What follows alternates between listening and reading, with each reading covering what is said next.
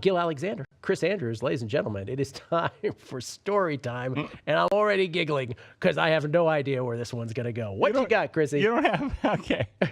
Well, when we did the pod, and we always had a little bit more time, and I got Jorge nervous there. He's counting down the minutes already. But we teased this one the week before, and I really hadn't thought about this. But we said it's, like I said, we teased it the week before. I said, I'm going to tell a story about the biggest asshole I ever had to deal with I remember. in all my years. Yeah. And I got so many tweets taking a guess as to who it was. I can only imagine. And it was a guy who's been, let's just say, has had me in the news this week quite a bit. And I had to tell them, no, that wasn't it. That's not it. I'm talking about a customer. Yeah. I remember when you told that story. Yeah. So no, it's not who. That's not who most people think it is. Most people with a brain would think that might be it. But no, I was talking about a customer. Anyway, on to the story. So I had this one guy. This is when I was at the Cal Neva, and at the Cal Neva in Reno. Naturally, we did a lot of business out of the Bay Area. So this is about, I want to say 92. And just to give a little backstory, I became an owner of the Cal Neva in 92.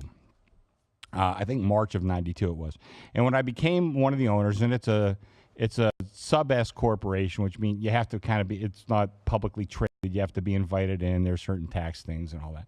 Anyway, when I became an owner, it really was a big feather in my cap, to be honest with you. But one of the things when I got in there, I said, I restructured my whole pay package. So I was going to get X amount in salary, enough to, live on. But other than that, the majority of my money came from either dividends or bonuses. And the way I explained it to the board of directors, and they agreed with me, I said, you should put it on me because the sports book was really becoming important to the Club Cal Neva.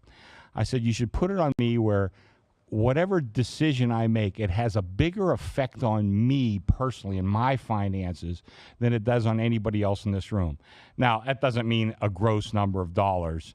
The Nightingale family was worth, in the 90s, probably $50 million. The Douglas family, about the same. The Nelson family, a bunch. But I wanted it to be where whatever decision I made was a bigger effect on my personal finances than anyone else's. And they kind of loved that. And actually, it worked very well for me. I'll tell you someday how much money I was making. It's pretty good whack. Well, it was a good structure for you, ultimately. It was, because I had a lot of confidence. We were just starting to get some satellite books, and we dominated Northern Nevada. I mean, it wound up being very good for me, and in all honesty, it wound up being very good for them too, because it really helped my decision-making process. So in the meantime, like I said, we were dealing with a lot of people out of the Bay Area, and a lot of trust fund guys coming out of there, but a lot of internet and tech guys. This was like really not the beginning of the tech boom, but it was really starting to take off. And I had guys coming up, and I can remember one guy come up, and really a nice guy, and he was betting me $100,000 a game, in the NBA playoffs and this stuff. This is what year about? Like 92, oh, yeah, right. 93, 94, like something like that. So I think this was, right around that time.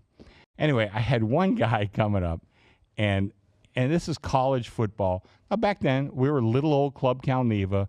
We took 10,000 in the NFL. We took 3,000 in college football. Now, those are the limits here in Las Vegas for a lot of places in, legit. 25 years later. But we had this one guy, and he was one of those guys that really loved to just get under your skin and needle you. And I always said he loved to challenge your manhood. That was always his angle. And like I said, I didn't get to know him. I mean, there was no pleasure in dealing with this guy. But he was either one of these trust fund guys or made a fortune in tech somehow. Mm-hmm. But he wore it on his sleeve, and he loved to just go around. Anyway, I remember one time him coming in and asking for big bets on this and that. It would be like the San Jose Fresno State game. We take 3,000 to a number. Just, that's all we're going to take. Your buddy Jimmy Vaccaro, he puts me down sometime for 30,000 on a game. I said, okay, take a look around you. We're at the Club Calneva. Yeah. Does this look anything like the Mirage? And the Mirage was the spot. And the Mirage was the spot. I said, Yeah. this, we got this place held together with, masking tape and stuff. Yeah, this is not the Mirage. You should go to Vegas. I said, I'm not going to put you down for that kind of money.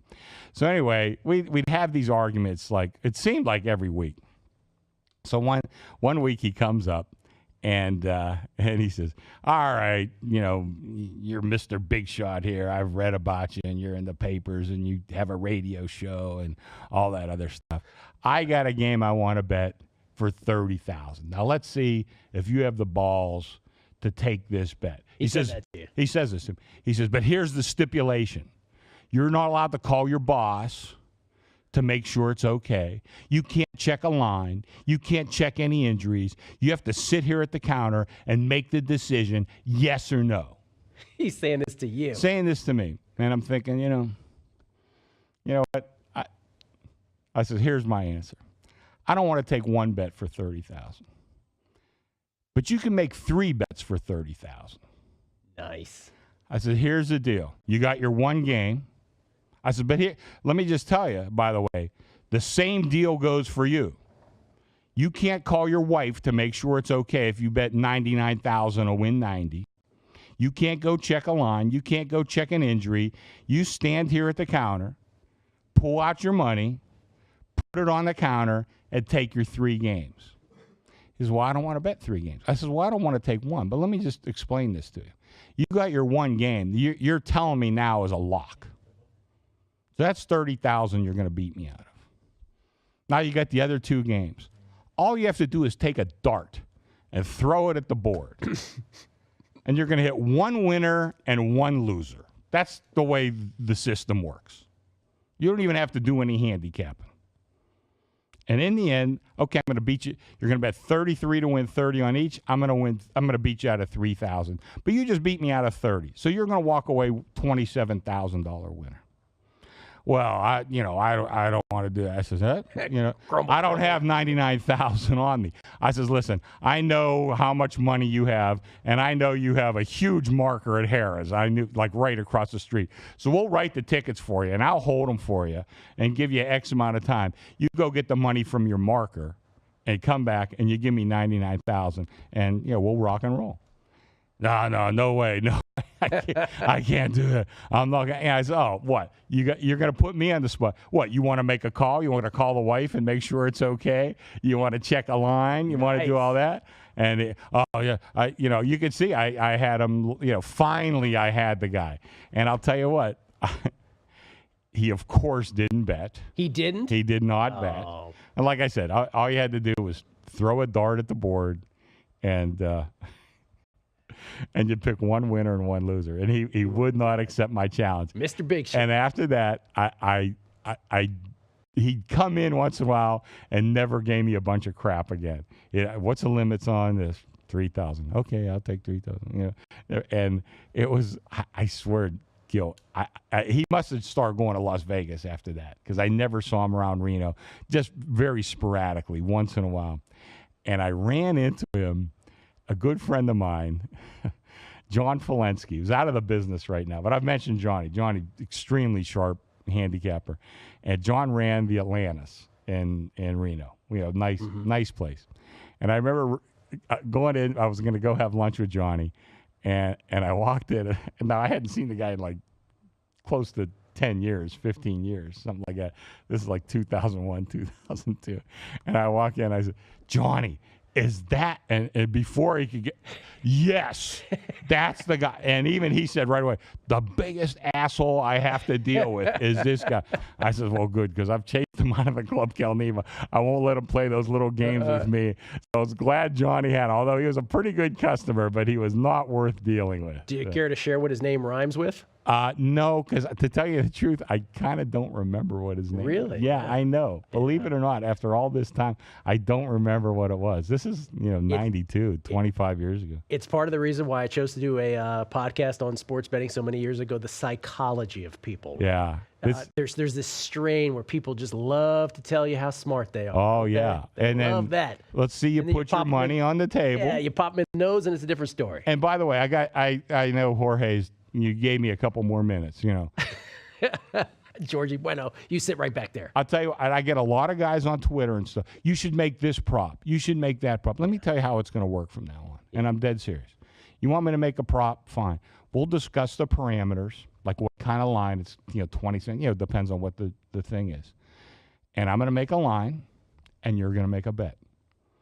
You're going to come in. You're going to put your money. We'll discuss what the limits are and whatever. And I'll make a line, and you could bet either side.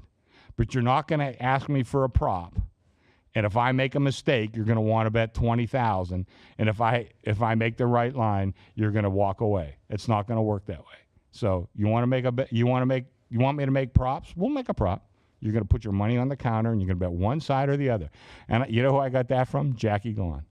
And I got to tell you, Jackie and my boss up at the Calneva, Warren Nelson, they were best friends. And Warren and Jackie used to tell me the same thing. When guys come in to bet big on the pit or whatever, what's the limit? And Yeah. Jackie and Warren would tell them the same thing. Whatever you pull out of your pocket What for you your got. first bet, that's your limit. It could be 1,000. It could be 30,000. And Warren, I know Jackie and Warren. They had more balls than anybody in this business. And I know Warren used, he beat guys out of 300,000 at the crap table. He would do that. And I got that from those guys. And Jackie Gone used to put out numbers, and it was, you want to call in, you could call in. It's must bet. You must bet. I love it. Period. Chrissy Andrews, the great Chrissy Andrews, national treasure himself, here at the South Point Hotel Casino Sportsbook. And again, come down. You can chat with Chrissy, Jimmy. You don't get this anywhere else. There is your challenge, sports bettors. You want a prop? Come on down. Bring your South money. Point. Bring your money.